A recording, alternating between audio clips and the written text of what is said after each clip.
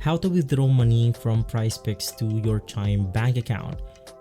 I'll show you exactly on how you can do this quickly and easily.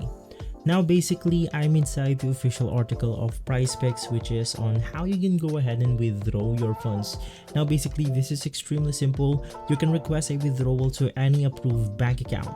It includes PayPal, Venmo, or any debit card that you have previously used to deposit your funds into. Now basically, this includes Chime right here. Just go ahead and make sure that you use Chime to deposit your funds into your PrizePicks account in order to withdraw your funds from there.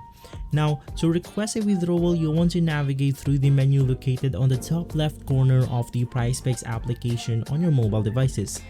But if you're accessing your account on a browser, the menu is on the top right corner of your screen.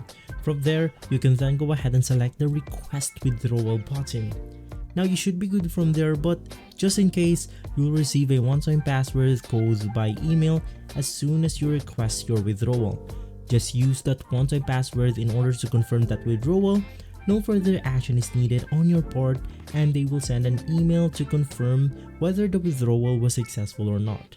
And so if this video has been helpful, leave a like and subscribe. I'll see you on the next one. Thank you.